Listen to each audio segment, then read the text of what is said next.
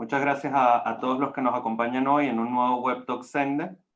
En esta ocasión vamos a estar conversando sobre lo que es el capital humano migrante y más específicamente los procesos de convalidación y reconocimiento de títulos profesionales. Tenemos unos panelistas de lujo hoy, todos están trabajando esta temática en uno u otro espacio.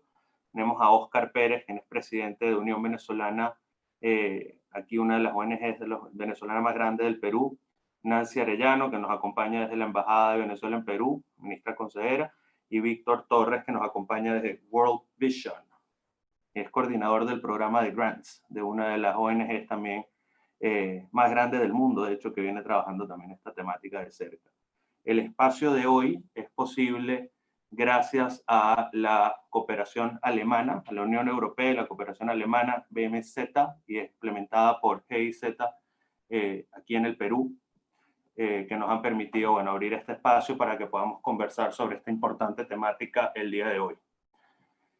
La conversación sobre el capital humano migrante es una extensa, compleja y llena de varias aristas que vamos a tratar de abordar varias de ellas hoy y que realmente implica muchos de los, implica una oportunidad, ¿no?, para lo que es el desarrollo socioeconómico del Perú y los procesos de integración de la población migrante acá.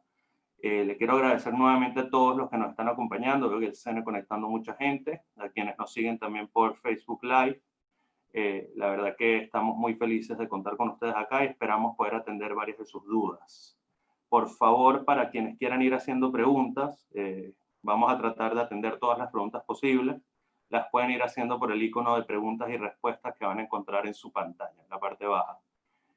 El tema del capital humano migrante para nosotros es algo fundamental. Nosotros creemos que debe existir un proceso de integración socioeconómica eficiente en el Perú que implique que tanto el Perú como los migrantes puedan aprovechar ese capital humano que existe, ¿no? Esos conocimientos, esas experiencias y esas experticias de la población migrante. Por lo que hemos levantado en nuestras últimas encuestas, encontramos que alrededor de la mitad de los migrantes venezolanos en el Perú cuentan con títulos técnicos o universitarios, lo cual implica que es una parte de la población altamente calificada. Y el problema es que la mayoría de estos migrantes no se encuentran laborando en sus profesiones y estamos desaprovechando de alguna manera ese capital humano, ¿no?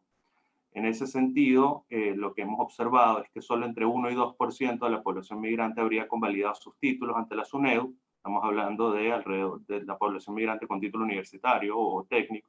Entonces estamos hablando de entre 5.000 y 10.000 personas, lo cual todavía nos deja una brecha muy grande para ese capital humano poder ser aprovechado. Cuando preguntamos sobre cuáles son los principales desafíos para convalidar, nos cuentan que el proceso es muy costoso, nos cuentan que los documentos, que no se cuenta con los documentos necesarios, el tema de las postillas, por supuesto, es algo que juega un rol importante, no se conoce el procedimiento o no han tenido tiempo para hacerlo. Hoy vamos a estar conversando, como les comentaba, con estos tres expertos en la temática para tratar de abordar varios de estos puntos, ¿no?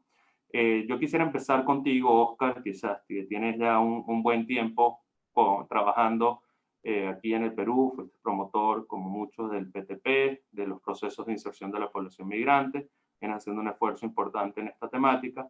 Quería entender cómo percibes tú la política migratoria de cara a aprovechar este capital humano migrante, ¿no? Vamos a partir un poco por lo macro y vamos a después ir aterrizando en algunos puntos más específicos. Hola, buenas tardes. Buenas tardes, Gustavo. Gracias. Buenas tardes a Víctor, Nancy y a todos los que en este momento están participando en este importante webinar que agradezco una vez más a GIZ, a la cooperación alemana y Unión Europea.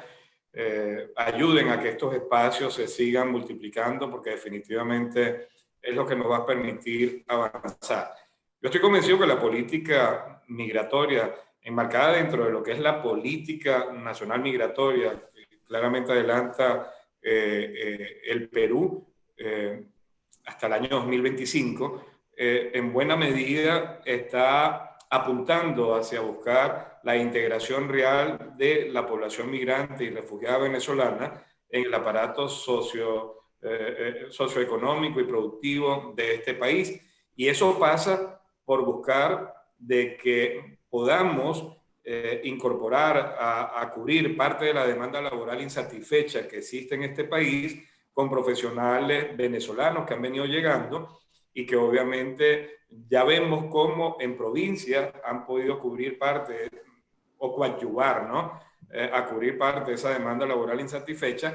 Y un hecho más reciente es ver cómo médicos venezolanos se han venido incorporando gracias a algunas medidas que corroboran lo que estoy diciendo en este momento, han dejado de lado algunas formalidades legales para incorporar a médicos venezolanos a enfrentar esta situación del COVID.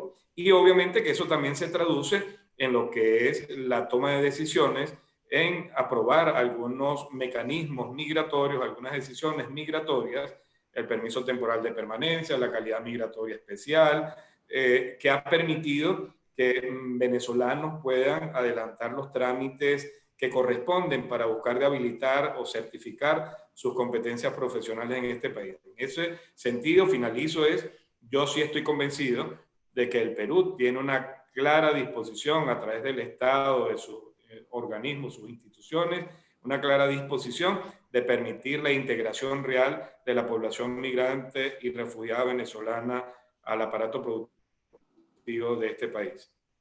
Bueno, yo coincido en muchos de los puntos, Oscar, pero también creo que hay algunos puntos quizás donde todavía se pueden hacer algunos esfuerzos, nunca se está al 100%.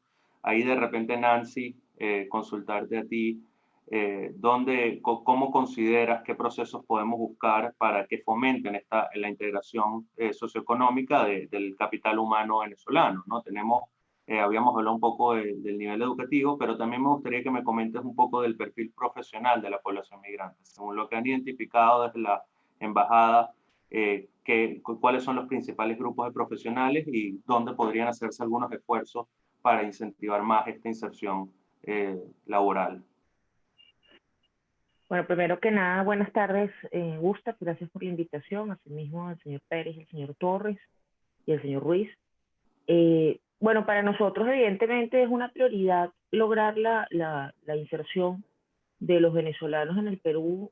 Dentro de la embajada tenemos lo que es el PAEC, que es el Plan de Apoyo Estratégico al Connacional, y ahí hay 3 puntos que básicamente están dirigidos al tema o que vienen de alguna manera influidos por el tema de las titulaciones. Por un lado, el derecho a la identidad, derecho a tener un reconocimiento de todas las cualidades que el Estado acredita en un ciudadano, o sea, tener un nombre, tener tus documentos que te permitan acreditar tu nombre, es parte del derecho a la identidad, pero también el reconocimiento de tu capacidad técnica o académica o del desarrollo vital que hayas tenido en tu país de origen.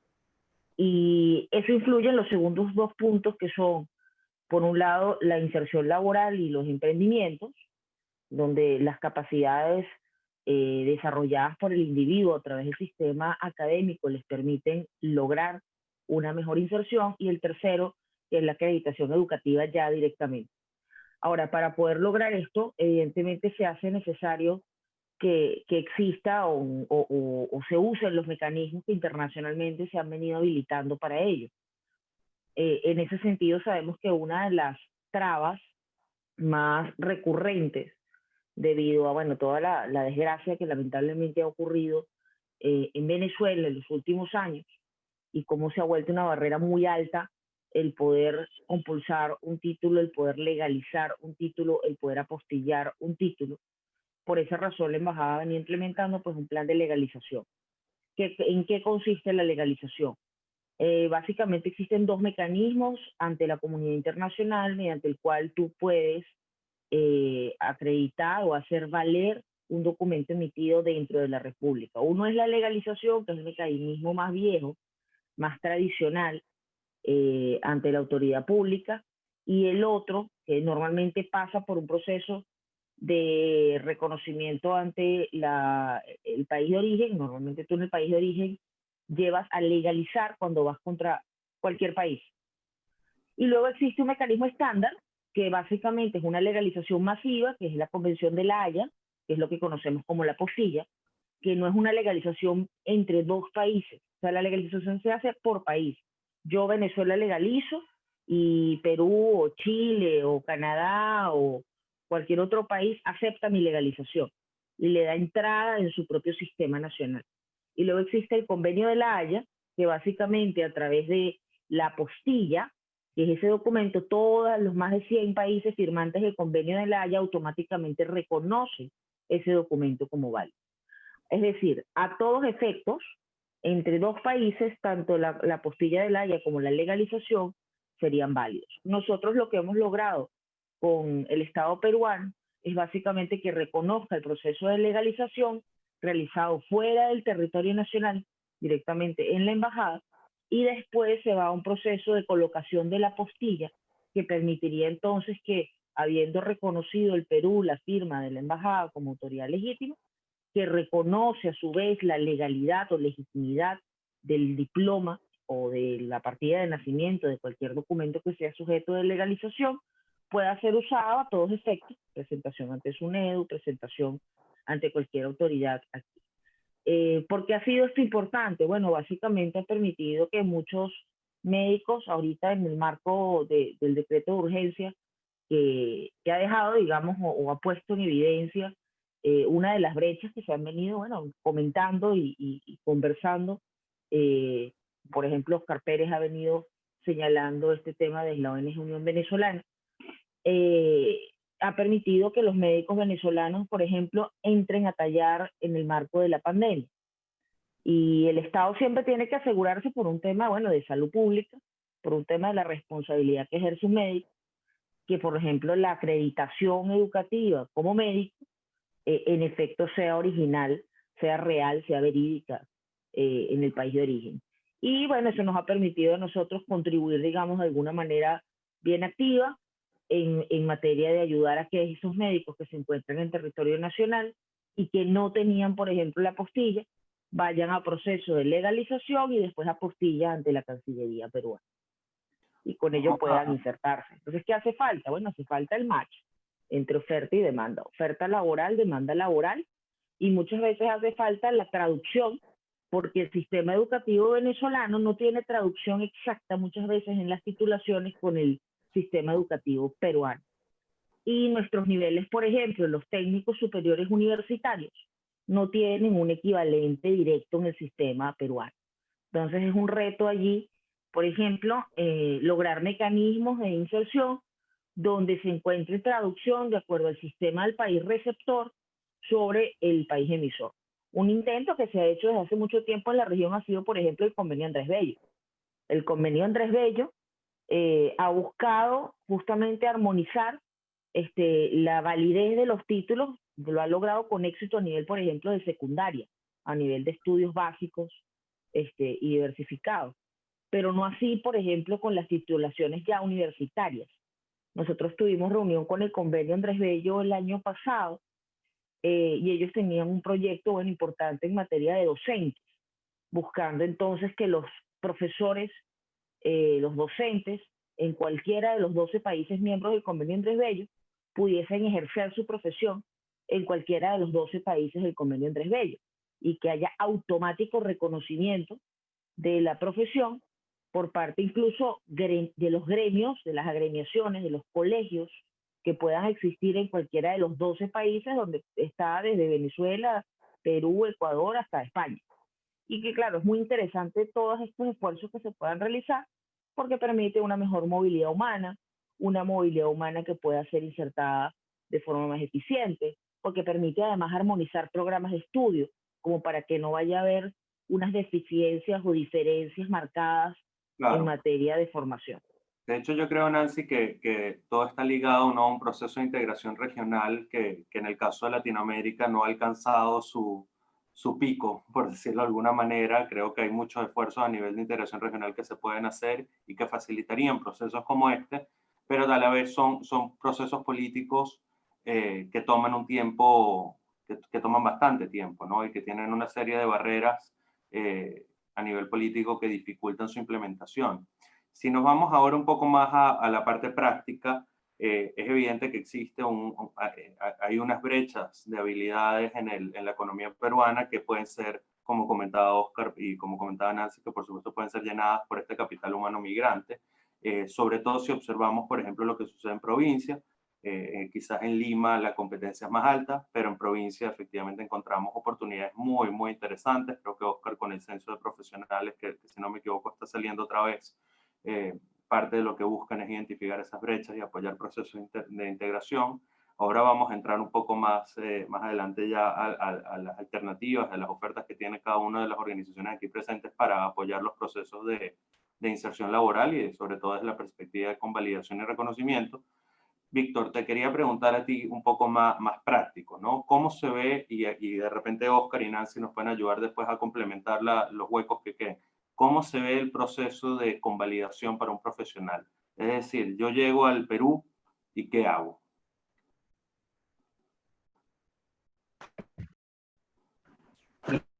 Gracias Gusta, por la invitación y bueno, un saludo a Oscar, a Nancy también y a todos los que están conectados. Reciban un cordial saludo de todo el equipo de World Vision, de Sandra Contreras, nuestra directora también. Nosotros, desde el mes de marzo de este año, finales de febrero, inicios de marzo, iniciamos este proceso de certificación profesional. Tenemos un logro bastante importante, ¿no? Nos hemos avanzado con el primer grupo de médicos con los que hemos venido trabajando y ya se encuentran colegiados a nivel ya tienen un código de habilidad de parte del Colegio Médico del Perú. Se encuentran la mayoría de ellos, pero realmente ha sido todo un desafío, ¿no?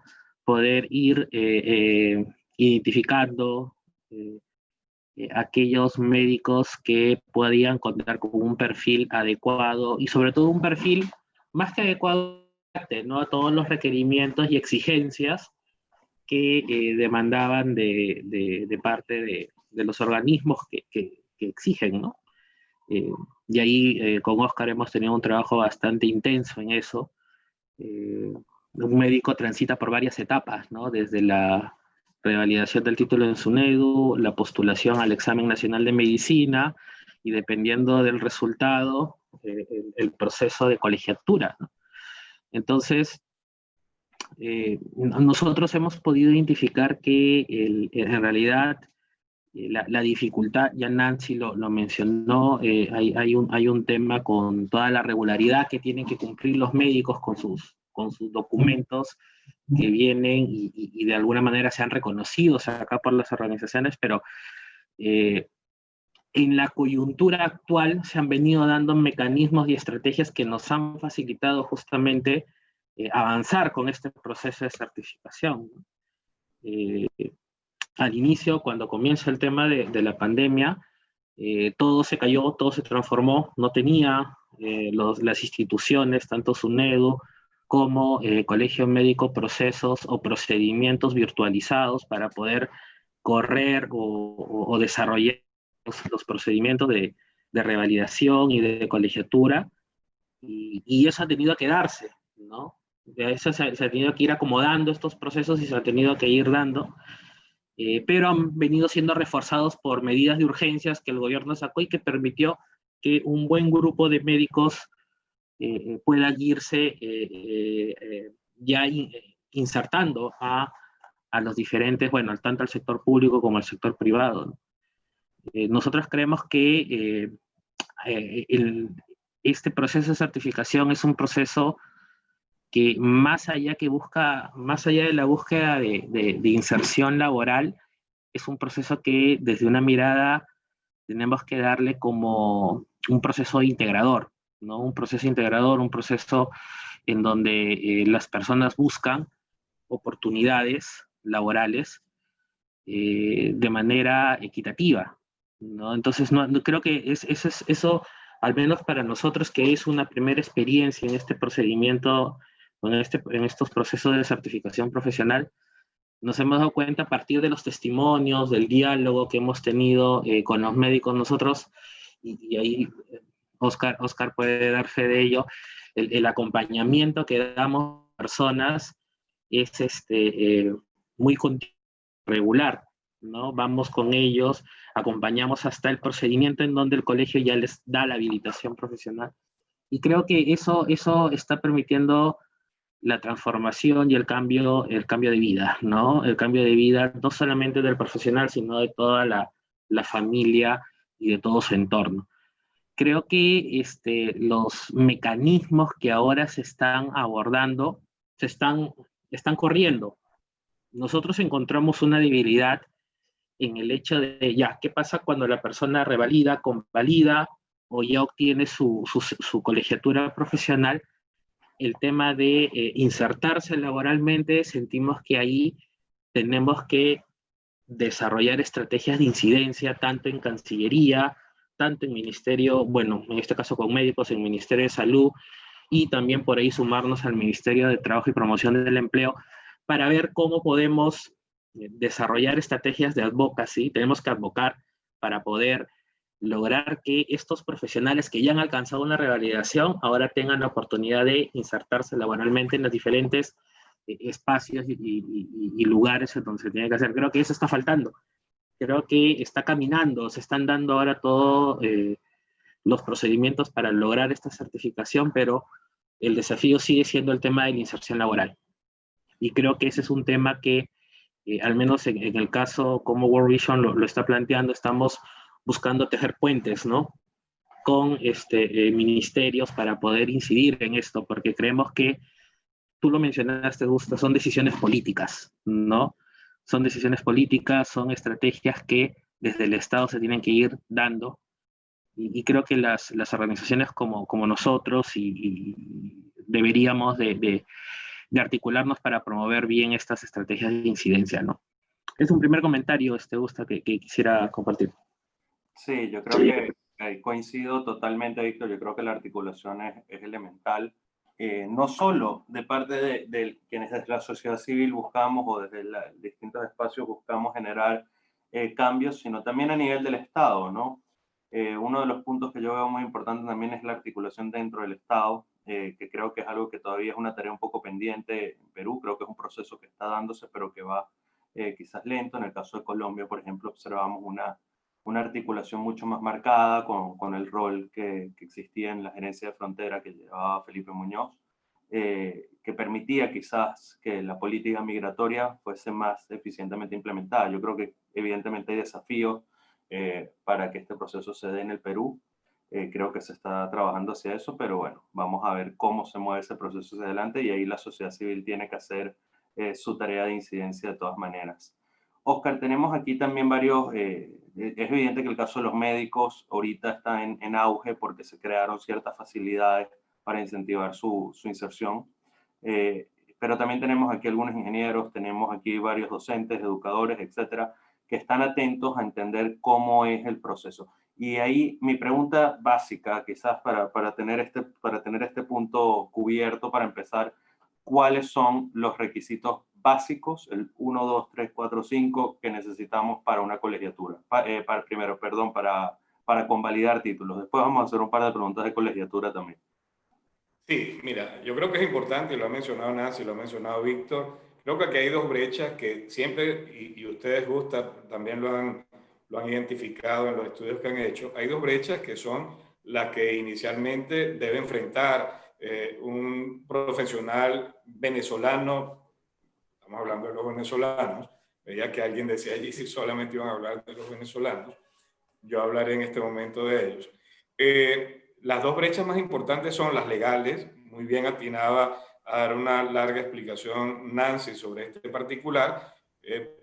Gracias a Dios, ahora tenemos una vía de escape que, como es el trabajo que está haciendo la Embajada de Venezuela de legalización de títulos venezolanos, lo cual mitiga un poco la gravísima dificultad que es el no tener el título apostillado cuando escapas de Venezuela, cuando literalmente escapas de Venezuela y además no tienes los 300, 400, 500, 600 y hasta $1.000 que te puede llegar a costar apostillar un documento en Venezuela, cuando aquí te cuesta 32 soles y en máximo 2 horas ya lo tienes listo para ir a hacer el trámite que desees hacer.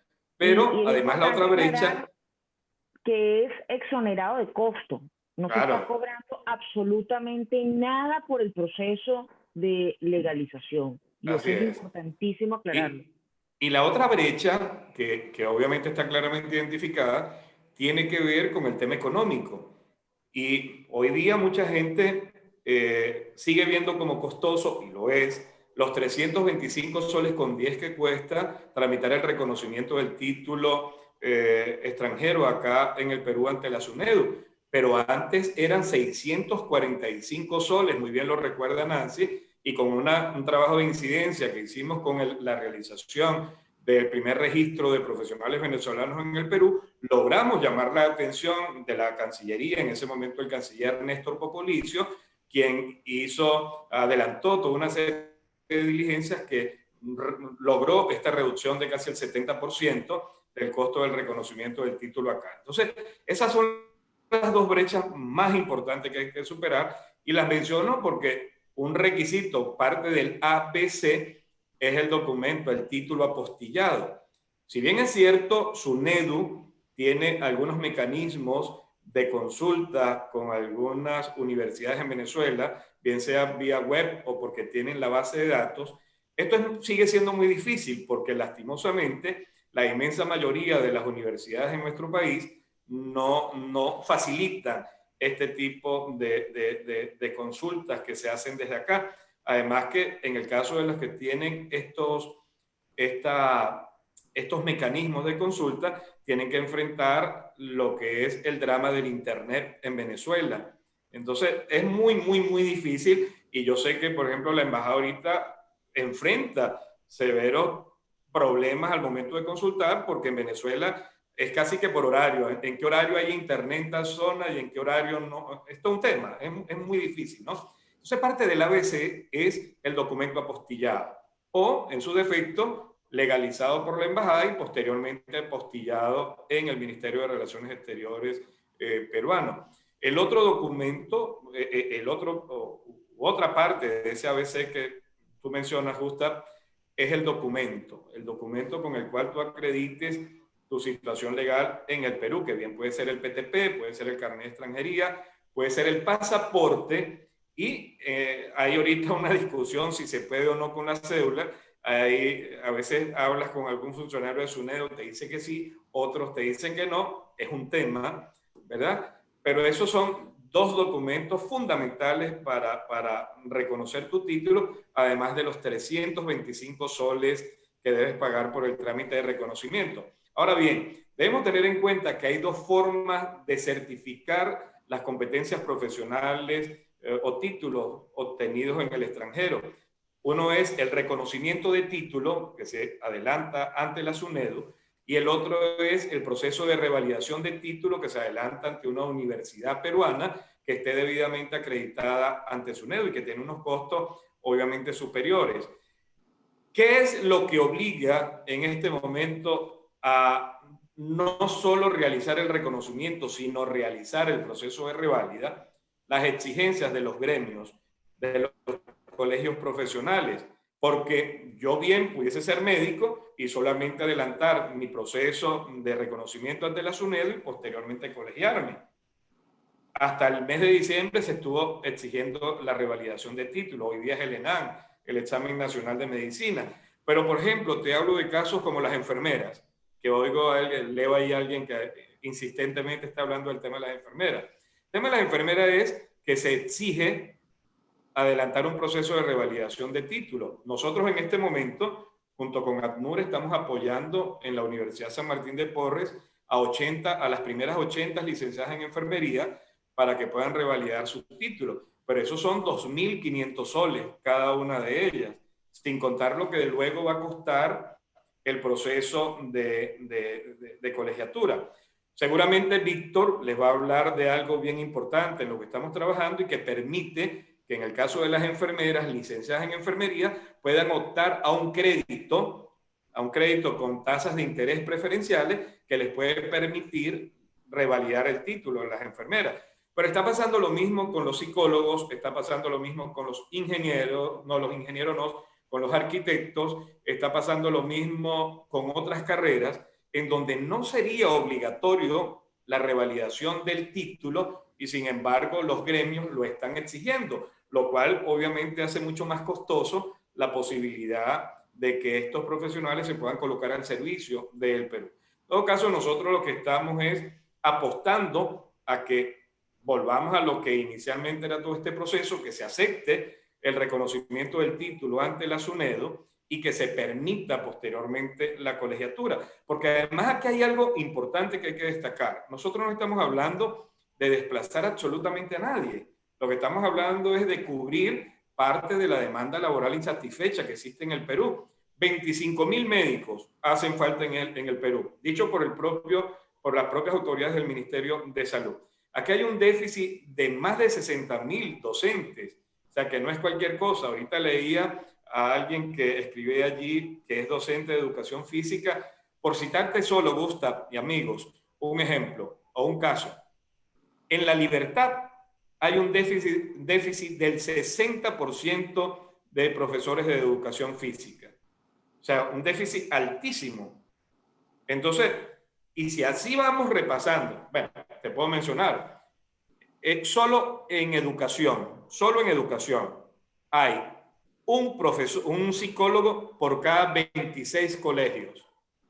O sea, que hay un profesor para un psicólogo, quise decir, un psicólogo para cada 26 colegios. O sea, realmente es una locura. Hay gente que se ríe cuando yo le digo así, pero es cierto. Entonces, creo que hay que buscar de flexibilizar un poco más el tema de los requisitos que vienen exigiendo los gremios para lograr finalmente que se pueda dar este paso agigantado hacia la incorporación de profesionales venezolanos que buscan cubrir parte de la demanda laboral insatisfecha.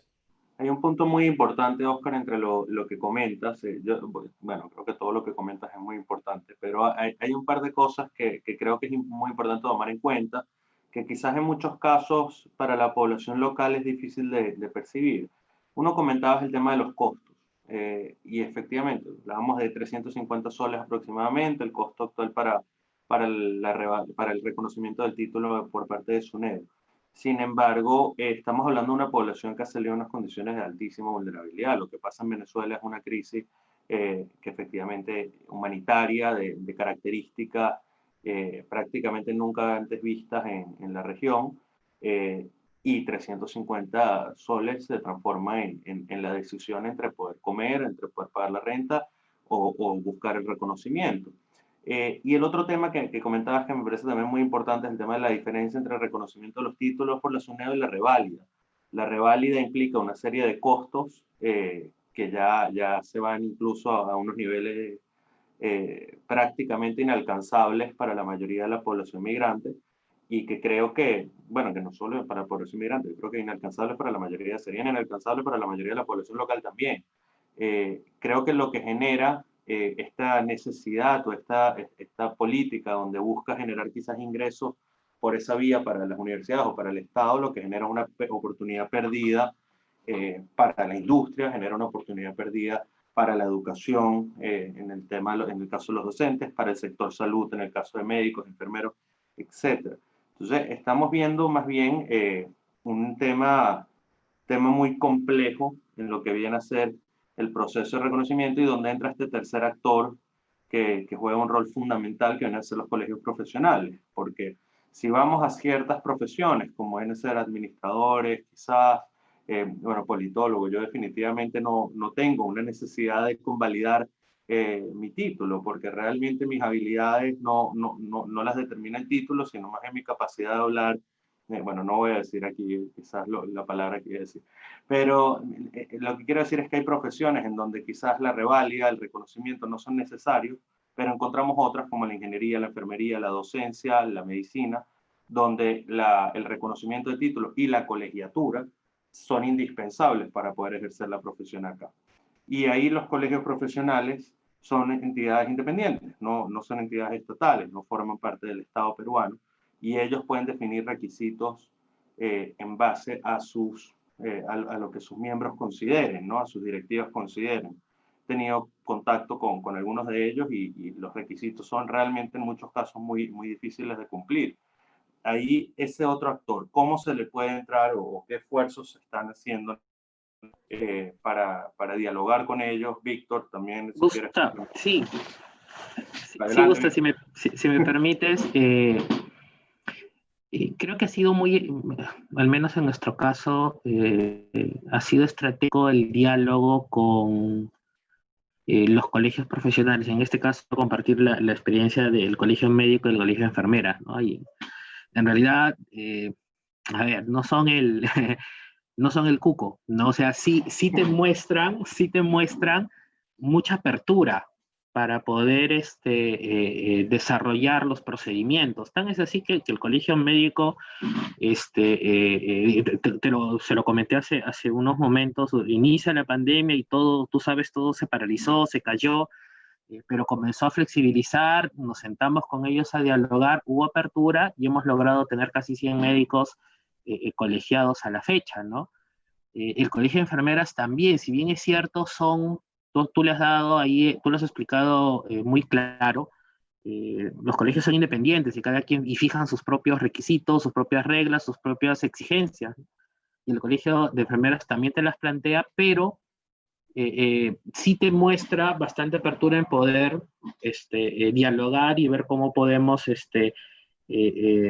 sentarnos y poder alcanzar una estrategia bastante proactiva para poder trabajar con el tema de enfermeras. Nosotros, con el proyecto que tenemos con USAID, venimos desarrollando nuevas estrategias, ¿no? En el sentido también de poder brindar diferentes alternativas, Gustav, ¿no? O sea, no siempre... no siempre va a haber espacios en donde se puedan tener como principal estrategia el subsidio, ¿no? Sino también ver de alguna manera estrategias que son muy innovadoras como la entrega de un microcrédito, ¿no? En donde las personas, en este caso particularmente de enfermeras, y también estamos sumando ahí la profesión de tecnólogos médicos, puedan acceder a un crédito, ¿no? Con una serie de características amigables, con una serie de características que pueden ser muy favorables para que la persona, si cumple con los requisitos, pueda acceder a este crédito y pueda atender su colegiatura, ¿no? Entonces, sí, ahí nosotros estamos trabajando esto también con Oscar, y la información la podemos brindar en todo caso. Unión Venezolana también es un vocero de esta estrategia. Si las personas solicitan información, las podemos brindar, no hay ningún problema. Pero sí, quiero resaltar eso, ¿no? Quiero resaltar que el tema de los colegios profesionales sí están mostrando apertura, flexibilidad y mucha proactividad para poder recibir esta propuesta de trabajo con población profesional migrante. Ahora, algo que sí quiero mencionar también es que creo que ayuda mucho en cómo se presenta la propuesta, y quiero rescatar algo que dije al inicio de que las personas migrantes profesionales tienen las mismas condiciones que tiene la población local de poder acceder a un proceso de certificación, ¿no? Acá hay esa mirada desde los colegios profesionales en poder brindar, ¿no? la posibilidad de que las personas migrantes profesionales puedan acceder a la habilitación profesional del colegio. El colegio médico es una muestra de eso, ¿no? Al inicio sí resultó difícil, pero hay procesos bastante dinámicos y que a nosotros nos ha ayudado mucho tener diálogo y formar alianzas estratégicas con ellos, ¿no? Tanto ahora estamos en un camino franco con el Colegio de Enfermeras, estamos próximos a poder desarrollar esta estrategia.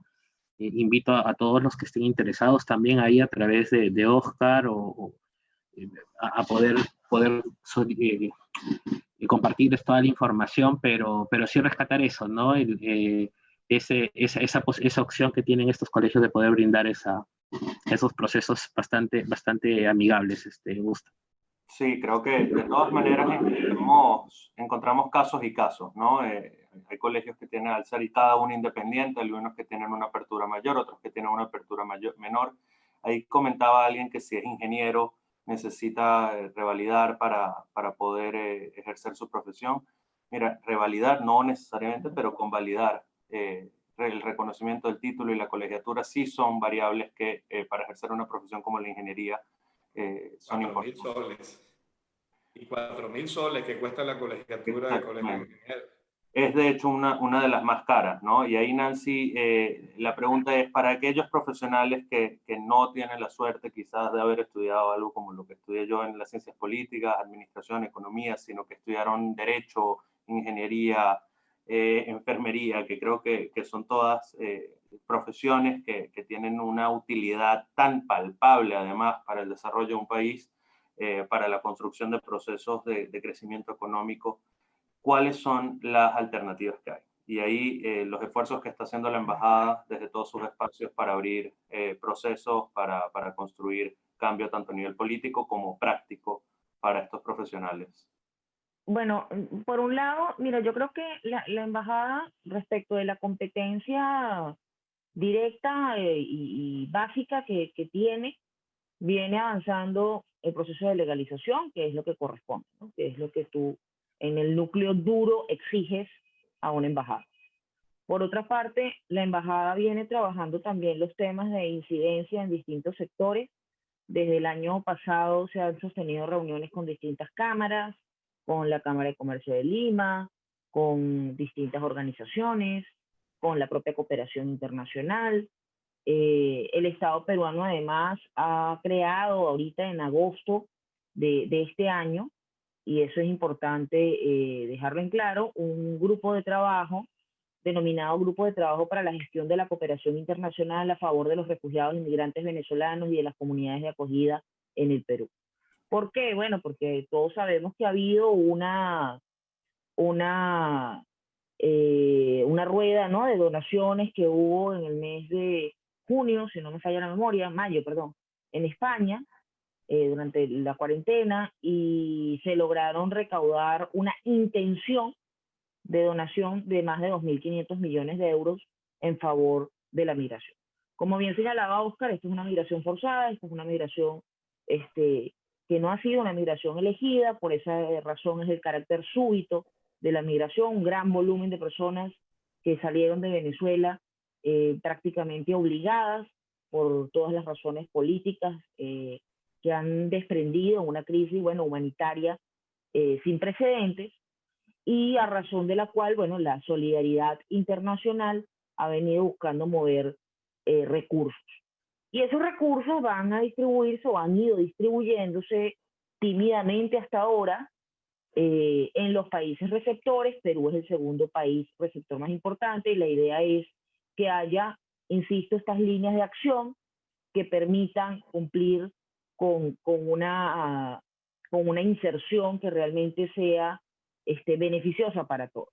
En el marco del Pacto Mundial por una Migración Segura, Ordenada y Regular, hay líneas de trabajo establecidas que son compromisos internacionales asumidos por los distintos estados, y Perú es signatario de este pacto, y así como se han venido generando distintos instrumentos internacionales en la región y distintas plataformas en la región para poder justamente buscar tratar de la manera más digna a la movilidad humana, que no es un fenómeno nuevo, que no es un fenómeno del cual Perú sea ajeno. El Perú tiene 10% prácticamente de su población en el exterior. Entonces, yo debo muy responsablemente decir que cuando nosotros nos hemos sentado a conversar y a buscar establecer estrategias conjuntas con el Estado peruano en materia de una incidencia o de acuerdos binacionales, hemos sentido todo el tiempo del Estado peruano la mayor apertura, porque a su vez el Estado peruano busca generar esas mismas incidencias respecto de sus nacionales en el extranjero. Tan es así que la Dirección de Asuntos Consulares de la Cancillería es la dirección que se encarga de comunidades peruanas en el exterior y comunidades extranjeras en el Perú. Entonces, el imperativo ético al final en estos funcionarios es un imperativo que tiene una doble responsabilidad y que buscan para el tratamiento hacia los venezolanos como ellos solicitan el tratamiento de los peruanos en terceros países. Entonces, allí yo te diría que la incidencia que se está buscando es que haya, bueno, por un lado sí, el aprovechamiento de nuestra población en el buen sentido para cubrir las brechas. Oscar acaba de dar un número de cifras importantes. A eso además podemos añadir que en técnicos, SUNEDU señala que hay un déficit de más de 200.000 técnicos en el Perú. Una incidencia importante allí sería, insisto, la traducción, que es lo que está buscando generar como proyecto el convenio Andrés Bello, y que el convenio Andrés Bello no ha podido echar adelante estos proyectos en una buena medida por la falta de recursos para proyectos de este tipo. El convenio Andrés Bello tiene 2 años intentando llevar adelante ese proyecto de homologación en toda la región, en los 12 países, específicamente para el área docente. Y segundo, además, tomar en cuenta que hay oportunidades importantes en tener legalizado para todas las profesiones, y ahí sí entran los politólogos, y ahí sí entran los economistas, etcétera, que pese a que no haya solicitud de colegiatura, el hecho de que tú tengas tus estudios reconocidos ante SUNEDU, te permiten, si tienes además un grado de maestría, te permiten ejercer la docencia. Si no tienes los títulos reconocidos ante SUNEDU, no puedes ejercer la docencia. El cálculo que ha hecho el BID sobre cuánto vale nuestro capital humano en materia de formación asciende a más de 3.000 millones de dólares. La formación técnica y profesional de la migración venezolana que se encuentra en el Perú. Eso significa que el Estado peruano no ha tenido que, y la inversión privada o el sector privado, no ha tenido que invertir 3.000 millones de dólares para contar con este capital humano formado en distintas materias. Entonces, el match, y yo creo que allí es importantísimo el papel que cumple la sociedad civil organizada, las distintas organizaciones de la cooperación internacional, los implementadores en el Perú, es poder buscar incidir en el espacio entre oferta y demanda. Sí es cierto que, claro, nosotros podemos hablar como embajada con la Cámara de Comercio de Lima, nosotros podemos buscar hablar aquí con AmCham, lo hemos hecho, podemos buscar hablar con la Cámara británica, lo hemos hecho, pero hacen falta muchas voces, hace falta la incidencia formada de distintos actores, hace falta la revisión de estos perfiles y la caracterización acuciosa de estos perfiles, la armonización de planes de estudio. ¿Qué diferencia hay entre un mecatrónico? Aquí, por ejemplo, ingeniería mecatrónica se da solo en una universidad. Nosotros tenemos TCU en mecatrónico. Aquí no existen los TCU en mecatrónico. Entonces, explicar, así como pasa con la comida, así como pasa con un producto alimenticio, que básicamente tiene cuáles son sus ingredientes y sus componentes, etcétera, antes de uno poder exportarlo o poder importarlo a un país para garantizar el tema del consumo o saber hacia qué mercado va. En el caso de este conocimiento técnico hace falta lograr la incidencia en que se conozca cuál es la composición, cuál es la formación, el expertise, y traducirlo al mercado local para ver en qué sectores justamente esta incidencia quirúrgica que hay que hacer pueda ser realmente efectiva, para además ponerlo al servicio de los planes de competitividad. El Plan Nacional de Competitividad y la Política Nacional de Competitividad del Perú está allí, y están las metas establecidas, están los sectores establecidos. ADEX, como principal exportador, tiene unas metas sectoriales particulares que busca reforzar, y unos espacios o una necesidad, por ejemplo, que hay en el Perú de salir de la trampa de los ingresos medios a través de la diversificación, donde la caracterización de esta mano de obra en función de la competitividad puede ser muy importante. Este es un tema que, bueno, yo en lo personal, además, ya no como embajada, he venido señalando desde enero de 2018. Y lo he venido señalando porque fue lo que de alguna manera vimos en el tratamiento migratorio en Venezuela en el siglo XX. Venezuela desarrolló una política migratoria que buscaba incidir directamente en los planes de desarrollo nacional, que buscaba sectorizar los ingresos y sectorizar la inserción en la búsqueda de los planes de desarrollo o de estabilización económica nacional. Que esos planes tuvieron aprendizaje. Bueno, sí, claro que hay aprendizaje y también ha pasado en otros países. Australia lo hace, Estados Unidos lo hace, Canadá lo hace, etcétera. Y yo creo que esas experiencias colocadas sobre la mesa pueden ser una curva de aprendizaje muy importante, muy efectiva, y en el siglo XXI además tenemos muchos mecanismos para avanzar esto mucho más rápido.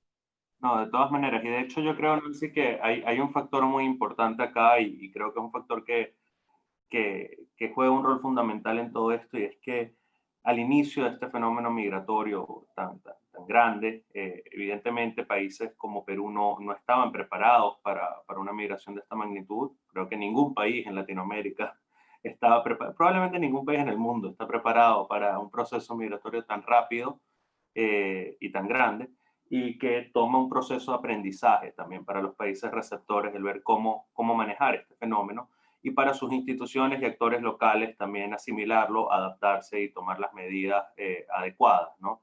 Yo creo que una política futuro en el Perú tiene que tener un enfoque migratorio, porque la migración se ha vuelto una realidad, y otra cosa que es una realidad es que no es necesariamente una migración de corto plazo. Al inicio se pensaba quizás que sería un proceso más corto, que la gente retornaría quizás más rápido a Venezuela, pero se ha venido extendiendo y los desafíos se hacen cada vez más difíciles, sobre todo cuando vemos un poco el tema regulatorio, ¿no? Donde pasamos de un momento tener a 500.000 de personas más o menos con PPP que estaban en un proceso de regularización eficiente, a encontrar ahora 500.000 de solicitantes de refugio, lo cual implica quizás otros desafíos, ¿no? Y ahí le iba a pedir por favor a todos, para tratar de poder ser lo más útiles para todo el mundo que nos escucha, quizás ayudarme un poco con la sección de preguntas que está bastante sobrecargada. No sé si pueden ir echándole un ojo, agarrando ahí un par de preguntas para atender, ¿no? Yo creo que es fundamental que juntos busquemos construir procesos de cambio de la mano con la población local. Ahí Jonathan Ruiz, que siempre también nos acompaña y está buscando también organizar a profesionales migrantes, comenta que los profesionales mismos debemos organizarnos para poder demostrar ese capital humano y poder exigir y buscar que se creen los mecanismos eficientes para la regularización, para el reconocimiento y revalidación de títulos y para la colegiatura. Creo que cada actor es distinto y hay que buscar cómo generar cambios en esos espacios. Pero bueno, les voy a ir dando aquí las palabras a algunos de ustedes a ver qué quieren abordar de las preguntas que hay. Oscar, ¿quieres empezar tú? Te veo listo. Sí, bueno, no. Voy a comenzar tomando algo que dijo hace un instante Nancy, que creo que es fundamental. Creo que en este momento es vital terminar de caracterizar a la población profesional migrante y refugiada venezolana que tenemos en el Perú, y no solamente remitirnos a lo que son datos estrictamente académicos, profesionales, sino ir mucho más allá, adentrarnos en encontrar mayores detalles que pueden llevarnos a buscar soluciones mucho más rápidas a un problema tan complejo como el que estamos enfrentando.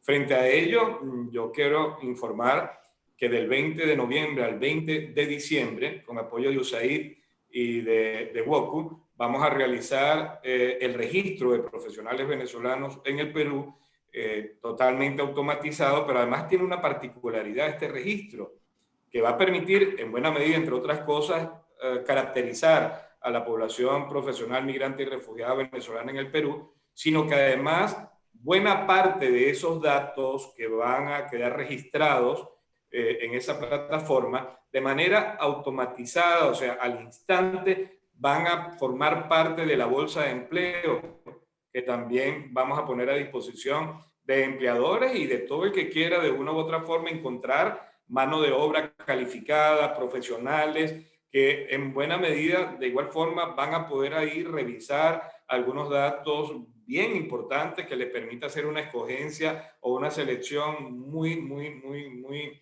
detallada de un perfil que estén buscando en un momento determinado. Entonces, del 20 de noviembre al 20 de diciembre vamos a realizar este registro totalmente seguro, confiable. O sea, todo el mundo puede tener la plena seguridad que los datos, así como fue con el primero, en el cual, por cierto, Nancy tuvo una participación activa, van a ser utilizados de una manera muy, muy objetiva y profesional. En cuanto al tema de reconocer o no el título, mira, yo voy a poner un ejemplo en este momento, e incluso voy a hablar de los profesores. En este momento estamos ayudando a 300, a mí no me gusta la palabra ayudando, apoyando a 300 licenciados en educación. Los estamos apoyando en todo el proceso de reconocimiento de títulos e incluso vamos a pagar la colegiatura, que es muy económica. Ahora bien, para ejercer la docencia en el Perú no es obligatorio estar colegiado. Sin embargo, hemos tomado la decisión de apoyar con la colegiatura por una decisión que tomó la Sala Constitucional acá en el Perú, no es obligatorio la colegiatura. Por eso es que es tan barata la colegiatura, ¿no? Porque nadie se colegia. Entonces, pero hemos decidido que a estos profesionales, a estos primeros 300, que queremos llegar a muchos más en el corto tiempo, a estos primeros 300 también lo estamos apoyando con la colegiatura, porque sabemos que en el caso de profesionales, en este caso de la docencia, extranjeros, obviamente que tienen que enfrentarse a unas dificultades mayores y obviamente que nada mejor que un gremio puede apoyarlos en un momento en que un sindicato o que cualquier gremialista en un momento determinado comience a objetar su presencia en el sistema educativo, que por cierto ahora en noviembre debe salir la convocatoria. Entonces, sí creo que hay que avanzar en algunas cosas que nos permita encontrarnos a todos los que estamos trabajando de una u otra forma, en una plataforma, en una mesa de trabajo, que nos permita saber en qué andamos, para no solaparnos, para tratar de maximizar los esfuerzos que pudiésemos estar adelantando en todo lo que tiene que ver con la certificación y habilitación profesional de migrantes y refugiados venezolanos en el Perú. Yo sí quiero, porque tal vez no me toque nuevamente la palabra, agradecer todo el apoyo que está brindando en este sentido la cooperación alemana, la Unión Europea, GIZ, lo que está haciendo ACNUR, lo que está haciendo la OIM, World Vision, lo que está haciendo, bueno, con World Vision venimos haciendo un trabajo bien, bien interesante hace bastante tiempo y hemos sacado un sinfín ya de médicos que ya están chambeando, que ya están trabajando colegiados. USAID, que es uno de nuestros principales socios en esto, al igual que obviamente de World Vision. WOPU, que también es nuestro socio y con el cual aspiramos el año entrante apoyar a unos 2.000 profesionales para que puedan certificar, validar sus competencias acá en el Perú y poder trabajar en las carreras para las cuales se formaron académicamente.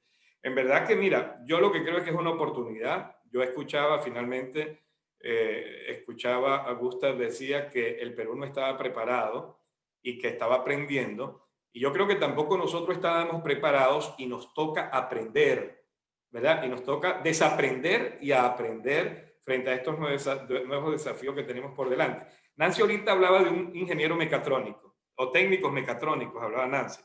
Mira, es el momento de la mecatrónica. Con esta pandemia, con todo esto que está pasando, es el momento de la mecatrónica. Y como bien dice Nancy, hay una sola universidad, con lo cual está claro el enorme déficit de ingenieros mecatrónicos que hay acá y de técnicos también.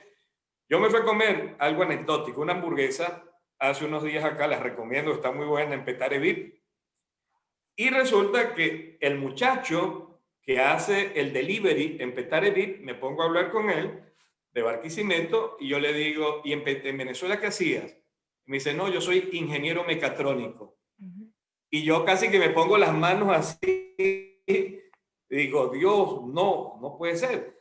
Y de inmediato le dije, vamos a apoyarte porque un ingeniero mecatrónico que tiene las puertas abiertas, muy bien lo sabe Nancy, en cualquier lado en este momento donde vaya a buscar trabajo, no puede estar, cosa que es digna además, haciendo delivery, reparto por delivery. Entonces hay que apoyarlo y lo vamos a apoyar y yo estoy seguro que todos los que estamos acá y otras organizaciones más van a seguir apoyando a tantos profesionales que hoy día lo necesitan.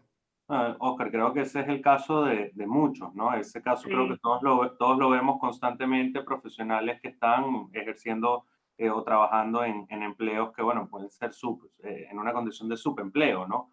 Que no es una crítica a los empleos que realizan, sino es una preocupación por bueno, el capital humano que puede estar quedando Bueno, hay desocupado. casos de sobrecalificación, diría yo, porque no necesariamente están en condición de empleo precario, o sea, hay gente que puede estar este, contratada con un régimen, por ejemplo, simplificado en una microempresa y pudiese estar contratado con el régimen general y con muchos mejores beneficios si sus acreditaciones educativas fuesen reconocidas. Eh, y una cosa que me gustaría añadir, Gustav, es que hay una oportunidad muy interesante, y por eso yo antes mencionaba lo de los 3.000 millones de dólares y mencionaba lo de inversión educativa, y es que la caracterización de nuestra formación como masa, como grupo general en Venezuela, eh, tiene, por supuesto, porque cada país tiene características distintas, tiene particularidades, así como el Perú, completamente la oferta laboral y profesional tiene características particulares por las condiciones particulares de su economía. Y esas particularidades hacen que nuestra masa profesional no sea exactamente idéntica en sus características a la masa profesional del país receptor. Y es donde hay entonces posibilidades de complementación para cobertura de brechas. Pero también hay la posibilidad de transferencia de conocimiento. Es decir, ese ingeniero mecatrónico que pudiese además tener vocación docente y que pudiese ayudar a una universidad, a una segunda o tercera universidad, a abrir la carrera y formar ingenieros mecatrónicos peruanos. Y es importante el aporte, la huella que se pueda dejar de expertise en el país. Yo soy, por supuesto, una convencida de que en algún momento lograremos restablecer las condiciones de nuestro país, de Venezuela, y que habrá un número importante de venezolanos que retornará, pero yo creo que hay que dejar una huella positiva. También estoy segura de que nuestra comunidad en el Perú y la comunidad binacional existe y existirá en todos los procesos migratorios por conflicto. Ha habido un promedio de 20% apenas en estándar que se retorna, que regresa. Yo creo que es muy probable que en nuestro caso esa cifra sea superior, sea de un 30-40%, me atrevería a decir yo, porque además se va a necesitar mucha gente profesional para la reconstrucción de Venezuela.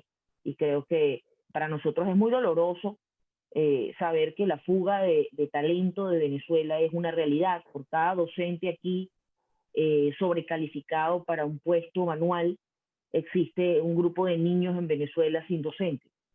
Existe un déficit de docentes apremiante en Venezuela.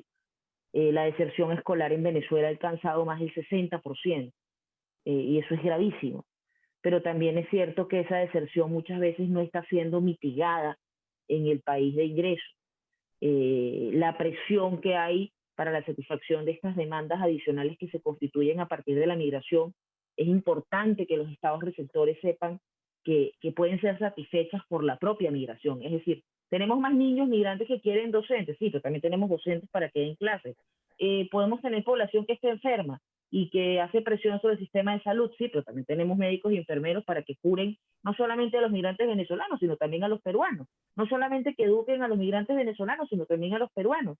Hay la posibilidad de generar una matriz de ganar-ganar y romper la dinámica de pauperización de la migración para lograr, a través del empoderamiento y del reconocimiento, no solamente cubrir brechas que traigamos nosotros, sino también de las comunidades receptoras, y ser un agente de cambio positivo en las comunidades receptoras y aprender mutuamente, porque también tenemos mucho que aprender, como señala Oscar. Una cosa que sí me gustaría dejar muy en claro: en las relaciones consulares, en las relaciones diplomáticas entre los países, así como en las relaciones personales, existen dos personas que tienen que estar de acuerdo en aceptarse. Así como para que un matrimonio exista, las dos personas tienen que decir sí y sí. Lo mismo pasa en la relación entre los países. Cuando nosotros hablamos de que toda la documentación y todos los esfuerzos que está haciendo la embajada son reconocidos por el Estado peruano, es porque ese sistema En ese reconocimiento, los dos han dicho sí y sí. Si usted tiene alguna duda respecto a la legitimidad de los documentos que se encuentran en este momento habilitados ante la Embajada de Venezuela en el Perú, la única embajada de Venezuela en el Perú, busque usted en internet Carlos School, Vizcarra, acreditación, recepción de credenciales, y el Estado peruano, la única embajada que reconoce es la embajada y el embajador Carlos School. Entonces, lo que ha salido lamentablemente, y tengo responsablemente que aclararlo porque hay gente aquí que lo está preguntando, y que temen de que no vayan a reconocer los documentos que se están realizando ante la embajada. El Estado peruano ha consentido el reconocimiento de todos los documentos porque el Estado peruano tiene relaciones diplomáticas, tiene relaciones políticas, es con el gobierno interino. Entonces, parte de nuestras funciones en este sentido es proteger la identidad de nuestros connacionales y cumplir con nuestra competencia dura, directa, de habilitar este espacio de reconocimiento por parte del Estado receptor de los documentos emitidos por el Estado emisor.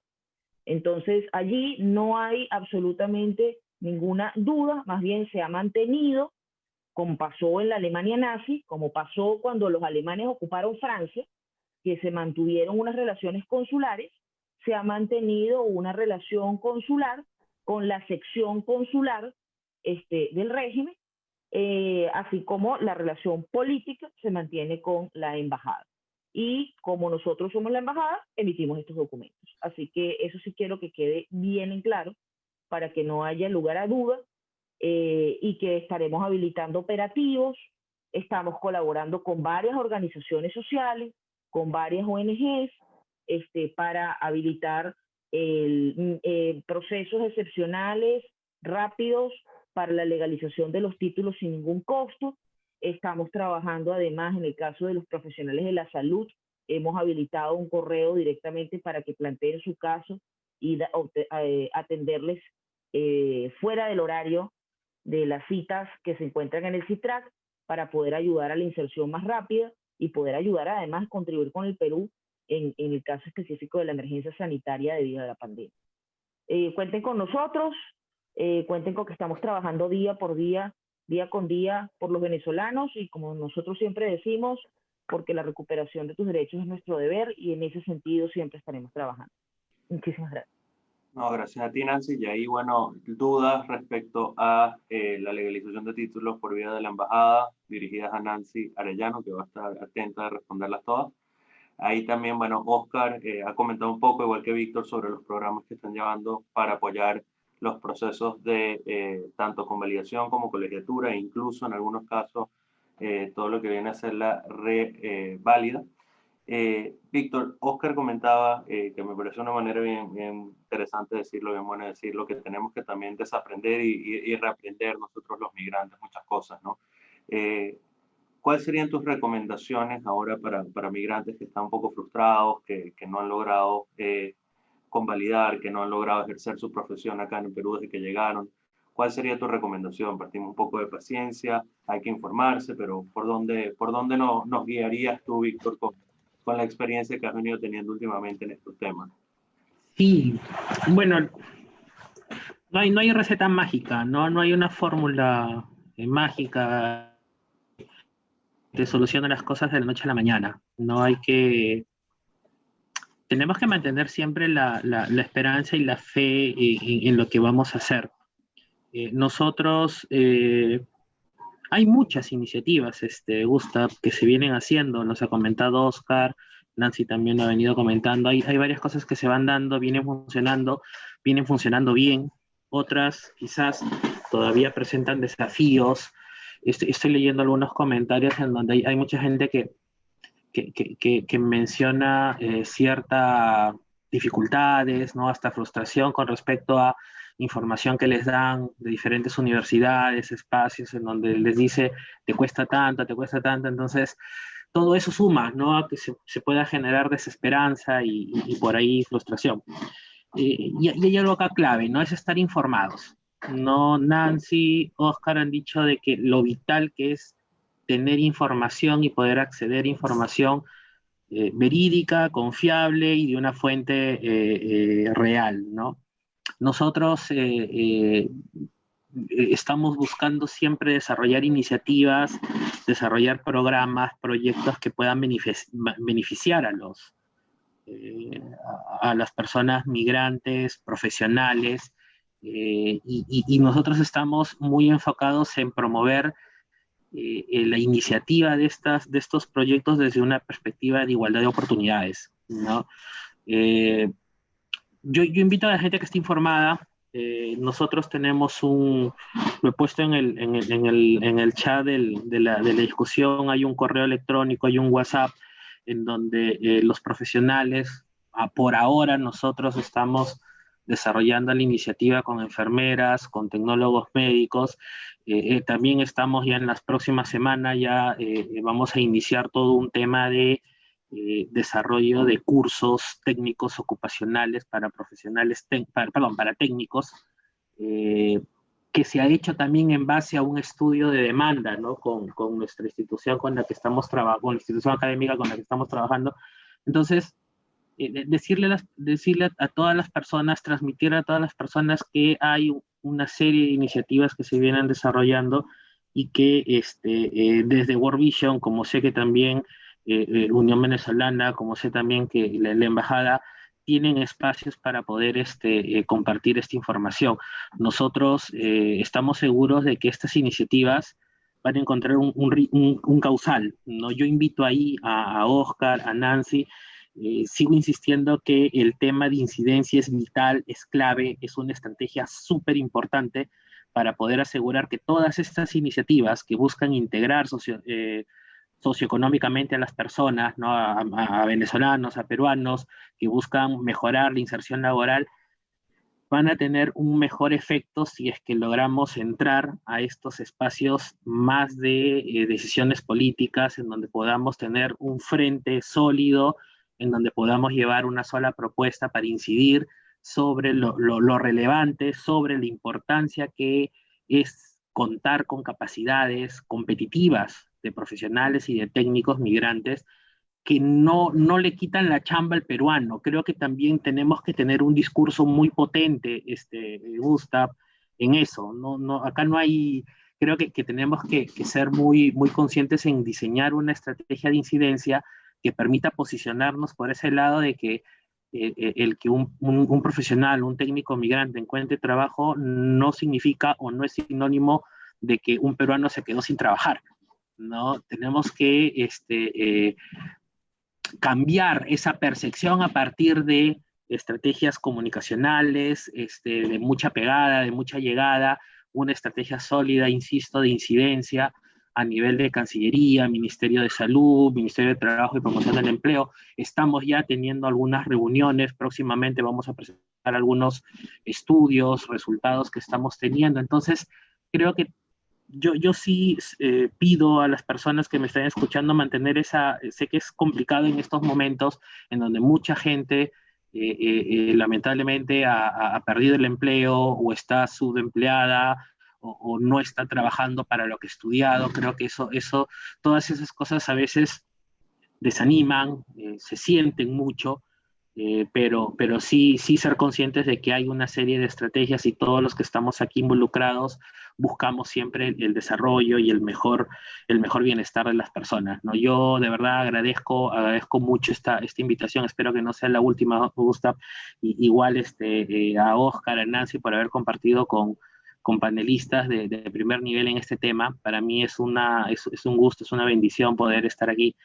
Y estamos con las puertas abiertas, ¿no? En World Vision nosotros somos una organización que trabajamos por los niños, niñas, adolescentes en el Perú, pero también por la población que se encuentra en situación o en condición de vulnerabilidad. Y venimos ya trabajando desde el 2018 diferentes programas y proyectos a favor de la población migrante aquí en el Perú. Y bueno, eso, muchas gracias por la invitación y bueno, si me permites puedo compartir el correo electrónico que es certificacionmigrantes_wperú@wvi.org. nos pueden escribir ahí o al WhatsApp 91 47 45 381, ¿no? Creo que por ahí el acceso a la información está garantizado y podemos resolver cualquier duda que se pueda presentar. Gracias, Gustavo. No, gracias a ti. La verdad que siempre es chévere poder contar contigo acá. Esperamos siempre poder conversar más. Coincidimos contigo desde Equilibrium Center, coincidimos contigo completamente en que se tienen que hacer unos esfuerzos de incidencia, que tenemos que trabajar de la mano. Tener información para eso es fundamental. Ahí es donde buscamos nosotros tratar de siempre colaborar, generando investigaciones, generando data, información que pueda ayudar a la toma de decisiones eficientes.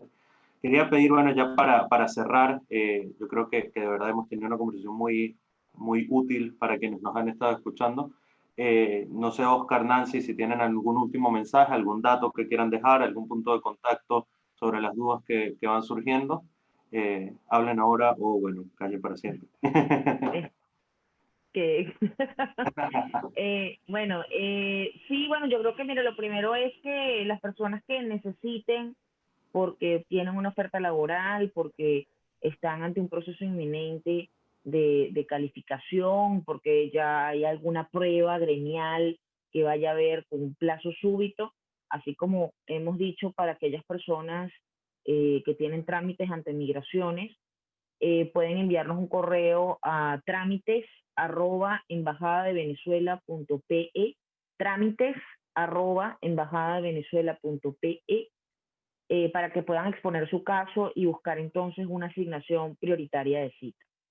Evidentemente ha habido mucha gente que ha intentado hacer su cita. Somos un equipo pequeño, que estamos dando lo mejor de nosotros mismos día con día. Estamos haciendo operativos dentro de Lima, en provincia. Vamos a tener un operativo este fin de semana en Villa María del Triunfo.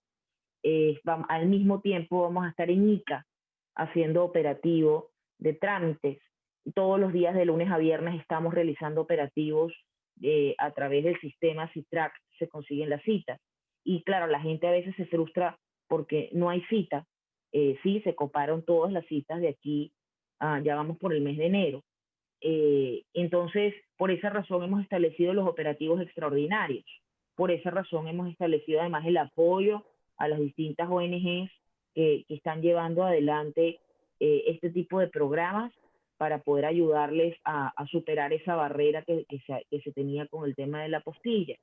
Entonces, ahí vamos a necesitar que por favor la gente alce su manito y diga yo lo necesito, y seamos conscientes a la hora de solicitar por qué se necesita. Porque irónicamente, también nos ha pasado que frente a las citas hay un 40% de caída.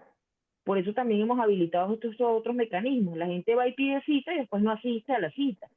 Y la verdad es que allí sí me toca regañar un poco a nuestros connacionales, porque le quitan el cupo a alguien que realmente sí quiere asistir, y a nosotros nos perjudican la planificación de capacidad de atención. Por esa razón es que es importante que por favor remitan un correo a trámites@embajada de Venezuela, y nosotros siempre estamos ubicando a las personas que requieren el trámite con celeridad para poder apoyarnos. Algunas universidades están demorando en responder. Sí, hay un tema con como dijo Oscar, con la electricidad, con los correos, con la pandemia y los inventos de 7 días sí se mueven, 7 días no se mueven, etcétera, etcétera, etcétera, que dificulta muchas veces la asistencia de los funcionarios de los departamentos de control de estudio a las universidades para que nos puedan responder directamente sobre la validación de los títulos. Sin embargo, hemos venido, bueno, avanzando con un número importante de ciudadanos que han podido ser beneficiarios de esta medida, y vamos a continuar trabajando por ello. Así que yo creo que en este caso todos estamos buscando lo mismo, y hay que insistir, persistir y nunca desistir. Y así estamos, y con ese espíritu trabajando. Estamos a la orden, repito, trámites@embajadadevenezuela.pe, y por supuesto, bueno, a través de las redes sociales de la embajada estamos anunciando los operativos, embajada VE-PE, embajada VE-PE. Y bueno, yo misma también siempre estoy publicándolo a través de mis cuentas, que es @NancyArellano. Así que por Instagram. Así que bueno, espero verles muy pronto y que sigamos avanzando y haciendo país fuera del país y haciendo país en el país que nos ha recibido. Muchas gracias. No, gracias a ti, Nancy, siempre muy pertinentes tus aportes. Oscar, unas últimas palabras.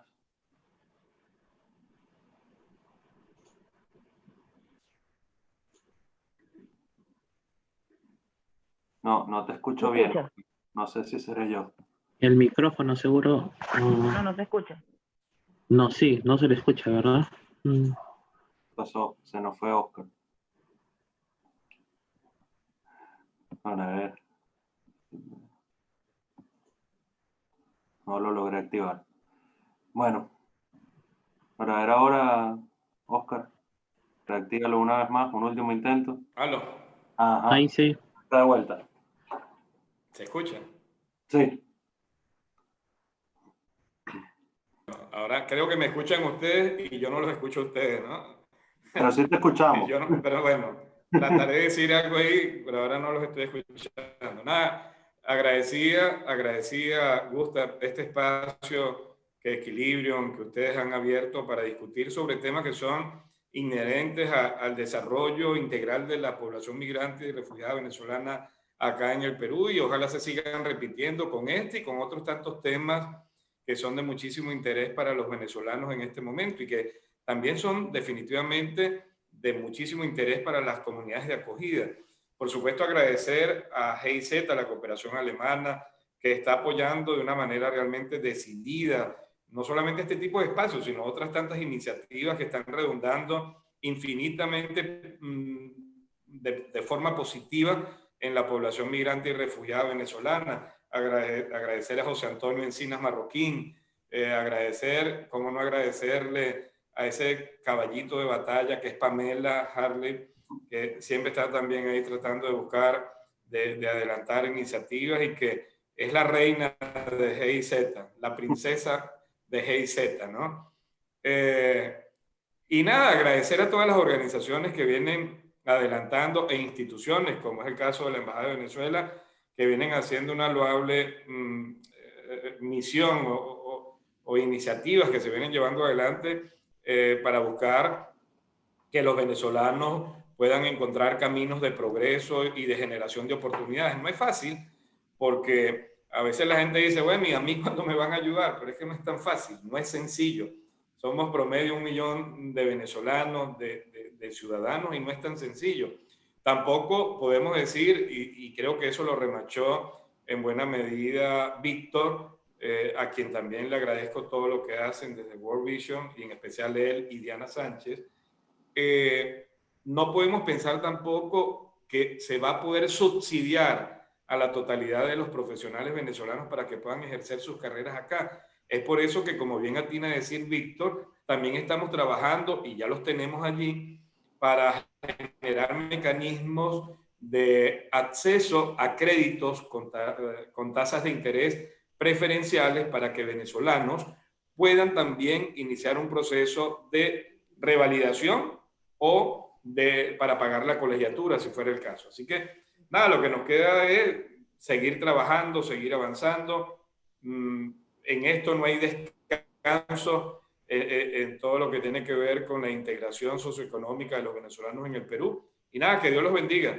Del 20 de noviembre al 20 de diciembre, el registro de profesionales venezolanos en el Perú a través de www.capaces.pe. www.capaces.pe. Ahí van a tener la posibilidad del 20 de noviembre al 20 de diciembre de registrarse. Que Dios los bendiga. Muchísimas gracias, Oscar. Gracias por tus comentarios, por tu participación, por todo el trabajo que haces, igual que Víctor, igual que Nancy, siempre trabajando en pro de la población migrante. Como comentaba, se busca tratar de construir cambios, se busca tratar de generar oportunidades. No se puede ayudar siempre a todo el mundo, pero bueno, se trabaja en pro de eso. Agradecer una vez más a todos por su participación. Este fue un nuevo Web Talk Sende. Y por supuesto, nuevamente, muchas gracias a la el Programa Europeo Regional de Migración y Refugio, financiado por la Unión Europea y la Cooperación Alemana BMZ, implementado por GIZ aquí en Perú, por hacer posible este espacio. Muchas gracias, Oscar, Muchísimas Víctor, gracias. Nancy, y a todos los que nos acompañaron. Que tengan una muy buena noche. Muchas gracias. Gracias a todos.